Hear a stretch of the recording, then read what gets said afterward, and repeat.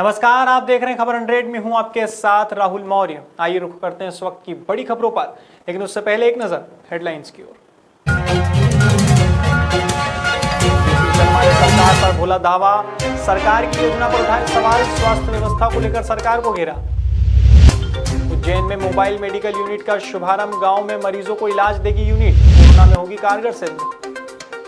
उज्जैन में प्रशासन की छापामार कार्रवाई, शॉपिंग मॉल सहित दुकानों को किया सील, जनता कर्फ्यू का किया था उल्लंघन। इंदौर संभागायुक्त ने की डॉक्टरों के साथ बैठक, कोरोना की तीसरी लहर पर हुई चर्चा, कोरोना की रोकथाम है मुख्य उद्देश्य।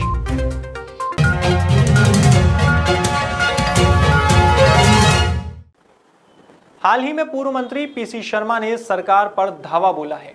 उन्होंने सरकार की बेसहारा परिवार की मदद करने वाली योजना पर तंज कसते हुए कहा कि हमारे नेता कमलनाथ ने पहले ही मांग की थी कि ऐसे परिवारों को 4 लाख रुपए की मदद की जाए, लेकिन अस्पताल में इलाज नहीं मिल रहा है, लगातार मौतें हो रही है।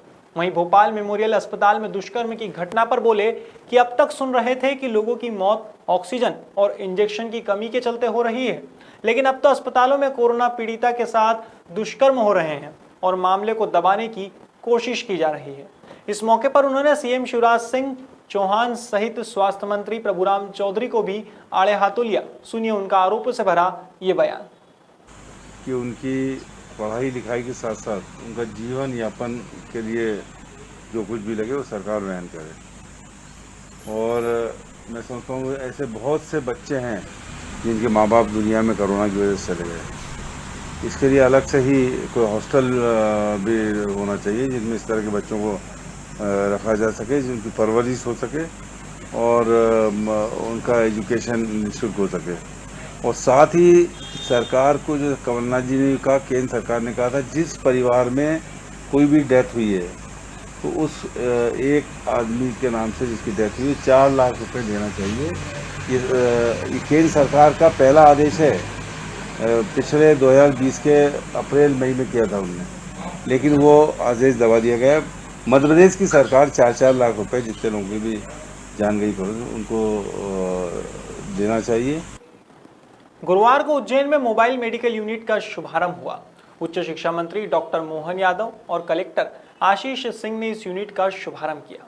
यूनिट में एक डॉक्टर, एमपीडब्ल्यू और अन्य कर्मचारी रहेंगे। यह मोबाइल यूनिट गांव-गांव में घर घर जाकर सर्दी, खांसी और बुखार के मरीजों की तलाश करेगी और उनको दवाई देगी।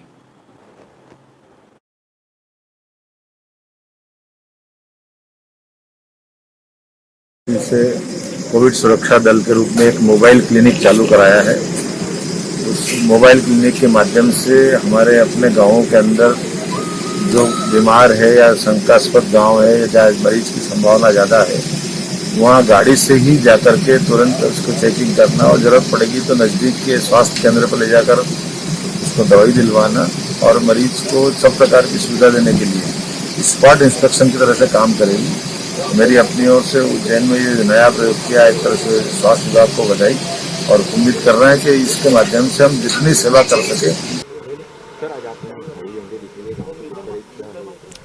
देखिए, माननीय मंत्री जी के द्वारा हम लोगों ने कोरोना के लिए मोबाइल मेडिकल यूनिट का शुभारंभ किया है और ये मोबाइल मेडिकल यूनिट में एक डॉक्टर भी रहेगा, एक साथ में एमपीडब्ल्यू रहेगा, समस्त प्रकार की दवाइयों की किट रहेगी और इसके साथ साथ पल्स ऑक्सीमीटर, थर्मल गन जैसे उपकरण भी रहेंगे। ये टीम हमारी गाँव में जाएगी और गाँव में वहीं पर न केवल मौके पर मरीजों का परीक्षण करेगी जो सर्दी, खांसी, जुकाम, बुखार, कोरोना संबंधित लक्षण वाले होंगे, बल्कि उनका उपकरण के माध्यम से जाँच भी करेगी और तत्काल उनको दवा भी प्रदान करी जाएगी। और प्रत्येक टीम के पास में 3-4 गांव रहेंगे जिनको 2-3 दिनों में कवर करेगी और वापस फिर फॉलोअप के लिए 2 दिन बाद उसी गांव में दोबारा जाएगी। उज्जैन में जिला प्रशासन और पुलिस प्रशासन की लगातार संयुक्त छापामार कार्यवाही देखने को मिल रही है। हाल ही में फ्रीगंज स्थित शॉपिंग मॉल और 4 अन्य दुकानों पर प्रशासन ने छापामार कार्रवाई को अंजाम दिया। दरअसल दुकान संचालक और शॉपिंग मॉल संचालक दुकान खोलकर जनता कर्फ्यू के अंदर सामान बेच रहे थे और इसकी सूचना प्रशासनिक अधिकारियों को मिली थी। सूचना मिलते ही जिला प्रशासन की टीम मौके पर पहुंची और जांच कर दुकानों को सील किया। 4 दुकानें और सील की गई हैं। सिटी नगर में Magic Oven, V Mart, Bhole jewellers और रेले संडा, इनके द्वारा जो है मौके पे विक्रय करना पाया गया लोगों को, जो कि अभी आपको जानकारी है कि धारा 144 के अंतर्गत कलेक्टर महोदय द्वारा सभी को निर्देशित किया गया है कि जिन सामग्रियों की होम डिलीवरी होगी या जो प्रतिबंधित हैं दुकान खोलना, उसके अनुसार इन पे कार्रवाई की गई और सील किया गया। 188 की भी इन पे जो है FIR की कार्रवाई की जाएगी। उज्जैन कलेक्टर आशीष सिंह के निर्देश पर SDM संजीव साहू ने पाटीदार डायग्नोस्टिक सेंटर पर छापामार कार्रवाई को अंजाम दिया। इस दौरान जांच में पाया गया कि पाटीदार डायग्नोस्टिक सेंटर बिना अनुमति के रैपिड एंटीजन टेस्ट कर रहा है और पॉजिटिव पेशेंट के संबंध में प्रशासन को सूचना भी नहीं दे रहा है। जांच में इस तरह की लापरवाही सामने आने पर डायग्नोस्टिक सेंटर को तत्काल प्रभाव से सील किया गया है।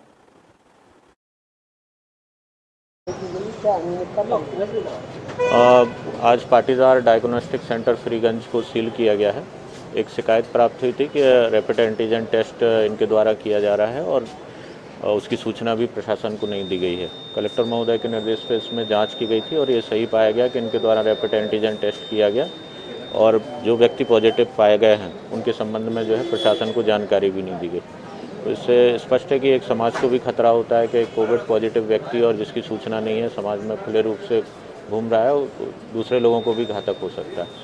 तो कलेक्टर महोदय के निर्देशन पे आज पाटीदार डायग्नोस्टिक सेंटर को राजगढ़ जिले के छोटे से गांव नाटाराम की आशा मालवी ने कई बार खेलों में प्रथम आकर अपने जिले और गांव का नाम रोशन किया है। अब हाल ही में आशा ने सिक्किम में पर्वतारोहण में रुचि लेकर बीसीराय पीक पर अपना परचम लहराया है। बता दें, आशा ने इसकी चढ़ाई करने के लिए 28 दिन तक बर्फीले पहाड़ों में रहकर कड़ी मेहनत की और 20,500 फीट की ऊंचाई पर पहुंचकर जीत हासिल की। आशा मालवी एक गरीब परिवार से आती है। उन्होंने पढ़ाई के साथ साथ एथलेटिक्स की दुनिया में भी राष्ट्रीय स्तर पर नाम कमाया है।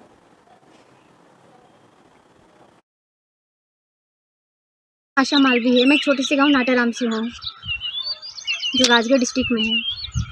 अच्छा, आपने कहाँ फतेह हासिल की है? मैंने बीसीरोय पीक सबमिट की है।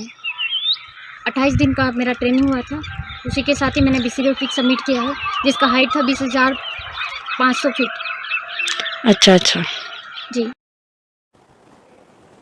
इंदौर में संभागायुक्त पवन शर्मा लगातार डॉक्टरों के साथ मिलकर कोरोना की तीसरी लहर की रोकथाम सहित बचाव के कारणों को अभी से तलाशना शुरू कर रहे हैं।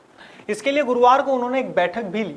इस बैठक में उन्होंने कहा कि सभी अपने जिले में यह निश्चित करें कि कितने हॉस्पिटल हैं और उन हॉस्पिटल्स में कितने बेड बढ़ाए जा सकते हैं।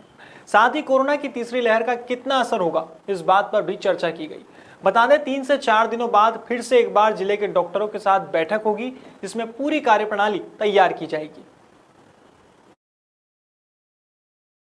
वेव 3 की बातें की जाती हैं, तो उसके संबंध में हमने आज पीडियाट्रिक्स और गायनी डिपार्टमेंट के सभी एक्सपर्ट्स को बुलाया था। IMA के भी पीडियाट्रिक डिपार्टमेंट के सेक्रेटरी को बुलाया था, ये जानने के लिए कि अगर वेव आती है थर्ड तो उसमें बच्चों और महिलाओं की संख्या कहाँ तक जा सकती है और उनके लिए हमें क्या क्या व्यवस्थाएं बढ़ानी पड़ेंगी। इसके लिए आज हमने ब्रेनस्टॉर्मिंग सेशन रखा था। फिर सभी डॉक्टर्स को कहें कि वो अपने अपने जिले अपने अपने हॉस्पिटल में कितने बेड हैं और कितने बढ़ा सकते हैं, इसका एक असेसमेंट करें और फिर हम 2-3 दिन बाद मिलेंगे। फिलहाल खबरों में इतना ही। देश और दुनिया की तमाम खबरों के लिए देखते रहिए खबर 100, जनता की बुलंद आवाज।